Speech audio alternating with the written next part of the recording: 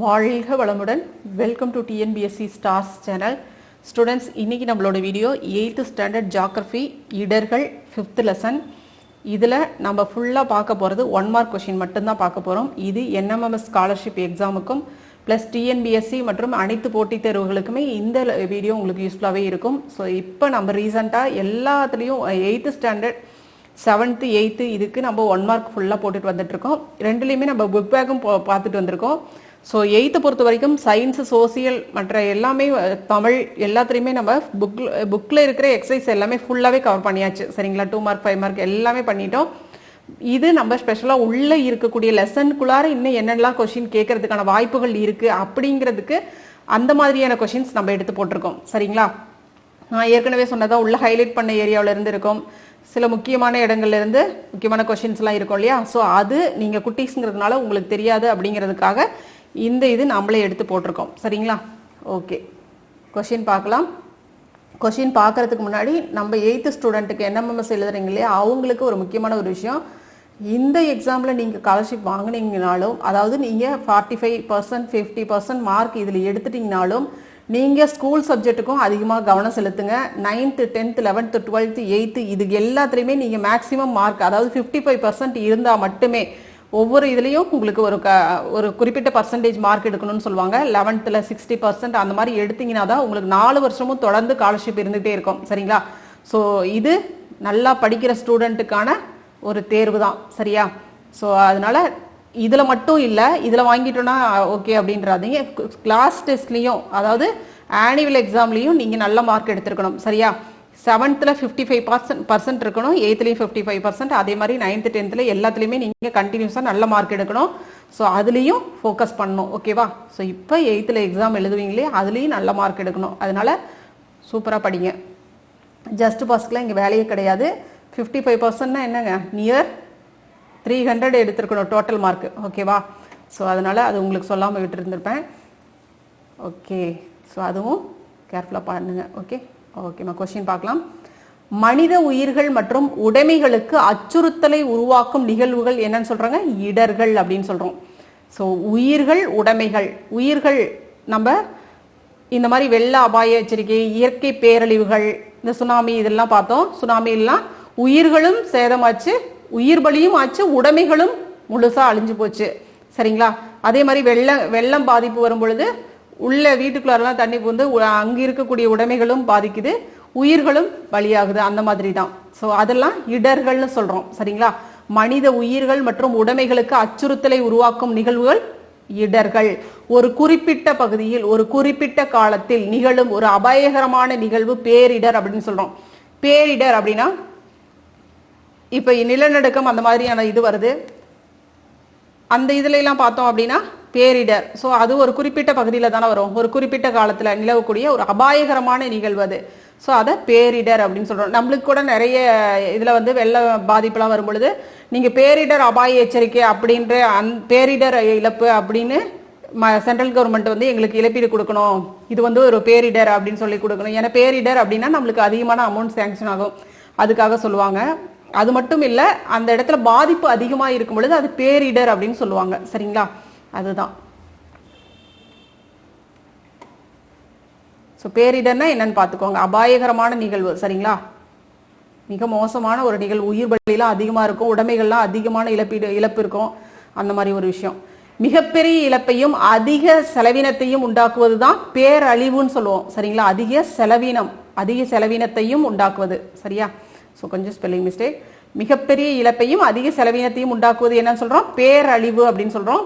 இடர்கள் எத்தனை பெரும் பிரிவுகளாக வகைப்படுத்தலாம்? 3 பிரிவுகளாக வகைப்படுத்தலாம். இடர்களை 3 பிரிவுகளாக வகைப்படுத்தலாம். என்னென்ன பிரிவுகள் அப்படின்னு பாருங்க. இடர்கள் இயற்கையினால் ஏற்படும் இடர்கள், மனித செயல்களால் உருவாக்கப்படும் இடர்கள், சமூக இயற்கை காரணிகளால் ஏற்படும் இடர்கள். சரிங்களா?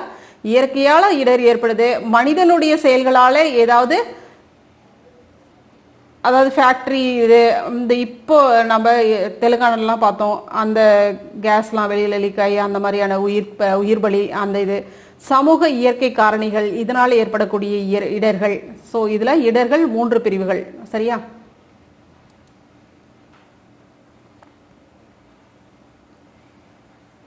இயற்கையால் ஏற்படும் பேரிடர்கள் நில அதிர்வு, வெள்ளப்பெருக்கு, சூறாவளி, புயல், வறட்சி, நிலச்சரிவு, சுனாமி மற்றும் எரிமலை. இதெல்லாம் இயற்கையினால ஏற்படக்கூடிய பேரிடர்கள். சரிங்களா?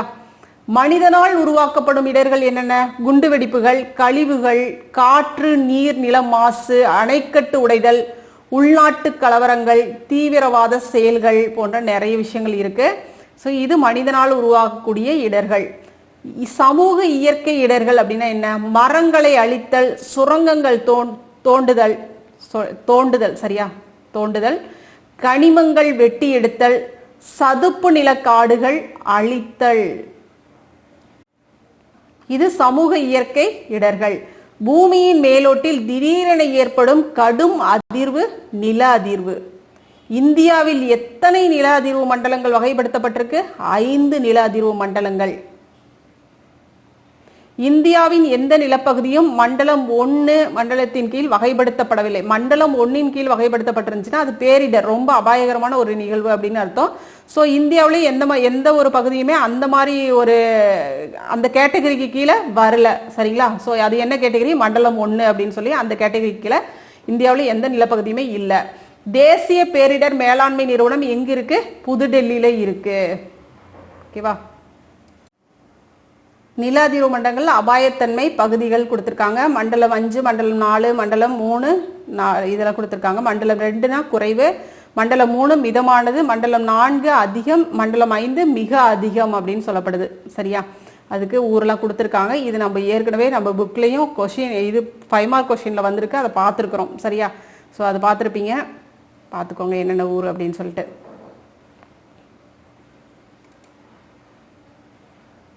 இல்லை ஒரு டைம் பார்த்துடலாம். மண்டலம் 5 மிக அதிகமாக இருக்கக்கூடியது என்னென்ன பகுதிகள் பாருங்க. வடகிழக்கு இந்தியா முழுமையுமே இருக்கு நில அதிர்வு மண்டலங்கள். சரியா? ஜம்மு காஷ்மீரின் சில பகுதிகள், இமாச்சல பிரதேசம், உத்தரகாண்ட், குஜராத்தின் ரான் ஆப் கட்ச், வட பீகார் மற்றும் அந்தமான் நிக்கோபார் கூட்டங்கள் தீவுகள். சரிங்களா? அந்தமான் நிக்கோபார் தீவு கூட்டங்கள் மண்டலம் 4 அதிகம்.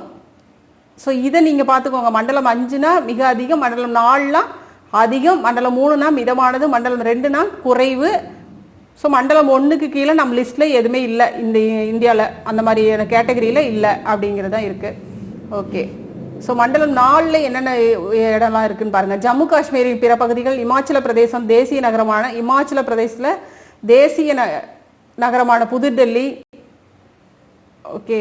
வட உத்தரப்பிரதேசம், பீகார், சிக்கிம், மேற்கு வங்கம், குஜராத்தின் சில பகுதிகள், மேற்கு கடற்கரையை ஒட்டியுள்ள மகாராஷ்டிராவின் சில பகுதிகள், ராஜஸ்தான், இதெல்லாம் மண்டலம் 4க்கு கீழே வரக்கூடியதா இருக்கு. மண்டலம் 3க்கு கீழே கேரளா, கோவா, லட்சத்தீவுகள், உத்தரப்பிரதேசத்தின் சில பகுதிகள், குஜராத் மற்றும் மேற்கு வங்காளம், பஞ்சாபின் சில பகுதிகள், ராஜஸ்தான், மத்திய பிரதேஷ், பீகார், ஜார்க்கண்ட், சத்தீஸ்கர், மகாராஷ்டிரா, ஒடிசா, ஆந்திர பிரதேசம், தமிழ்நாடு மற்றும் கர்நாடகா. இது மண்டலம் 3க்கு கீழே வருது. மண்டலம் 2க்கு கீழே நாட்டின் பிற பகுதிகள் குறைவா இருக்கக்கூடிய இது மண்டலம் 2.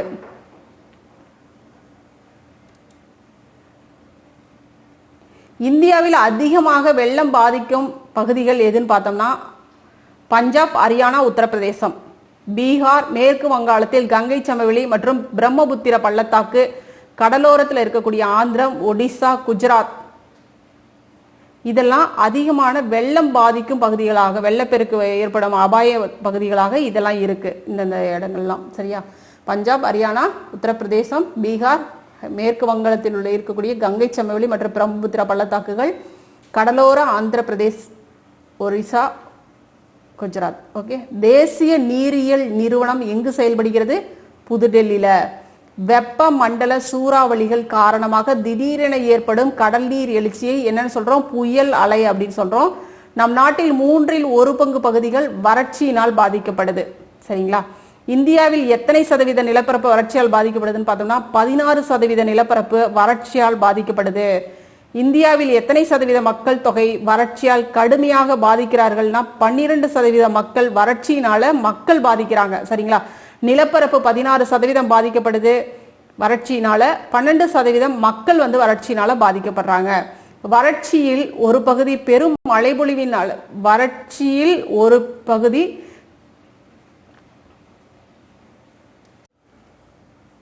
இந்த கொஸ்டினுக்கு எப்படி வரும்னா, வறட்சியால் பாதிக்கப்பட்டுள்ள பகுதி வறட்சியால் பாதிக்கப்பட்டுள்ள ஒரு பகுதி பெறக்கூடிய மழைப்பொழிவின் அளவு எவ்வளவு இருக்குன்னா 60 சென்டிமீட்டருக்கு குறைவாக தான் இருக்கும். சரிங்களா, இங்க பாருங்க கொடுத்திருக்காங்க. ஓகேவா, ஒரு நாட்டில் மூன்றுல ஒரு பங்கு பகுதிகள் வறட்சியினால் பாதிக்கப்படுது. இது சுமார் 16% நிலப்பரப்பு இருக்கு. 12% மக்கள் தொகையும் கடுமையாக பாதிக்கிறாங்க. ஆண்டு மழைப்பொழிவு ஆண்டுக்கே 60 சென்டிமீட்டருக்கும் குறைவான மழை பெறும் பகுதிகள் தான் இந்தியாவில் வறட்சிக்கு உள்ளாகக்கூடிய பகுதிகளாக இருக்கு. ஓகேவா, ஸோ இதில் நம்மளுக்கு 3 தகவல்கள் இருக்கு. இதை பார்த்துக்கோங்க. ஒரு ஆண்டுக்கு 60 சென்டிமீட்டருக்கும் குறைவான மழை பெறும் பகுதிகள் தான் வறட்சிக்கு உள்ளாகக்கூடிய பகுதிகள் அப்படின்னு சொல்லி இந்தியாவில் சொல்லப்படுது. ஓகேவா, இந்தியாவில் எத்தனை சதவீத நிலப்பரப்பு நிலச்சரிவு அபாயத்திற்கு உள்ளாகுதுன்னு பார்த்தோம்னா 15% நிலப்பரப்பு நிலச்சரிவு அபாயத்திற்கு உள்ளாகக்கூடிய பகுதிகளாக இருக்கு. இந்தியாவில் அதுவும் தமிழ்நாட்டில் அதிகமாக நிலச்சரிவால் பாதிக்கக்கூடிய பகுதிகள் அப்படின்னு பார்த்தோம்னா தமிழ்நாட்டுக்குள்ளார கொடைக்கானல், உதகமண்டலம். ஸோ ஊட்டியெல்லாம் பார்த்தோம்னா அது நிலச்சரிவு, அதனால அங்கே ட்ரெயின் வந்து ஸ்டாப் ஆகிருக்கு, அது சரி பண்ணுறாங்க, அந்த மாதிரியான நியூஸ்லாம் நம்ம நிறைய வந்துட்டே இருக்கோம், கேள்விப்பட்டிருப்போம். ஸோ அதுதான் இதில் நிலச்சரிவினால் பாதிக்கக்கூடிய பகுதிகள் கொடைக்கானல், உதகமண்டலம். சுனாமி என்ற வார்த்தை எந்த சொல்லுங்க, எந்த ஜப்பானிய மொழி சொல். இந்திய பெருங்கடலில் எந்த ஆண்டு எப்போது சுனாமி ஏற்பட்டுச்சு? டிசம்பர் 26, 2004 காலை 7:59 மணிக்கு. ஓகேவா, ஸோ எல்லாரும் வாக்கிங் போயிட்டு இருக்க அந்த நேரம் தான். ஸோ டைம் டேட் பார்த்துக்கோங்க. டிசம்பர் 26, 2004 காலை 7:59. ஏராளமான உயிர்களை காவு வாங்கிய அன்றைய தினம். ஓகே, 2004 ஏற்பட்ட சுனாமியின் அளவுகோல் என்னன்னு பார்த்தோம்னா 9.1 ரிக்டர் அளவுகோல் அதிகபட்சம். ஓகேவா, ரொம்ப அதிகம். ஸோ அளவு 9.1 ரிக்டர் அளவுகோல். ஓகேவா, எக்ஸ்ட்ரீம். உலகின் மிகப்பெரிய அணு உலை விபத்து எப்போது எங்கு நடைபெற்றது? செர்னோபில்ல ஏப்ரல் 26, 1986 நடந்தது. ஜப்பான் மீது எந்த ஆண்டு அணுகுண்டு வீசப்பட்டது? 1945. காற்றில் உள்ள வாயுக்களின் அளவு பார்த்தோம், ஏற்கனவே நம்ம பல வீடியோவில் பார்த்துருக்கோம். Nitrogen 78.09%, oxygen 20.95, carbon di oxide 0.03. ஒரு மூலத்திலிருந்து நேரடியாக வெளியேற்றப்படும் மாசு என்னன்னு சொல்றோம்? முதன்மை மாசுபடுத்திகள் அப்படின்னு சொல்றோம். நேரடியாக வெளியேறாமல் முதன்மை மாசுபடுத்திகள் வளிமண்டலத்தில் வினைபுரிவதால் உருவாகக்கூடியது இரண்டாம் நிலை மாசுபடுத்திகள். சரிங்களா, முதன்மை மாசுபடுத்திகள் எதெல்லாம்? இது நம்ம புக் பேக்லயும் பார்த்தோம், என்னென்னு பாருங்க. 2 மார்க் கொஸ்டின்ல வந்துச்சு.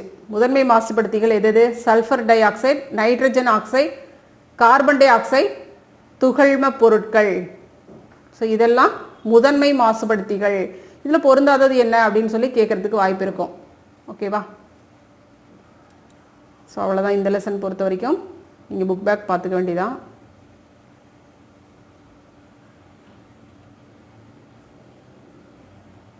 துறைமுக அலை. ஓகேவா, நம்ம தமிழில் பார்த்தோம்னா துறைமுக அலை அப்படின்னு சொல்றது சுனாமி அப்படின்னா.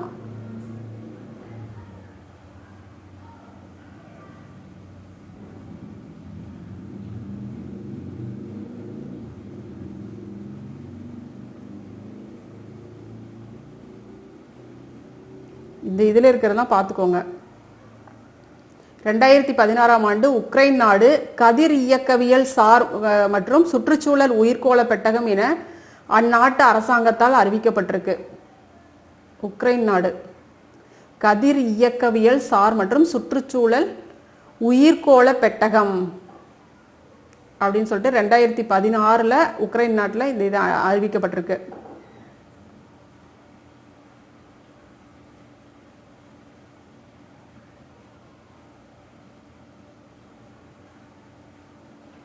ரைட், புக் பேக்லாம் பார்த்துக்கோங்க. ஓகேம்மா, தேங்க்யூ, ஆல் தி பெஸ்ட்.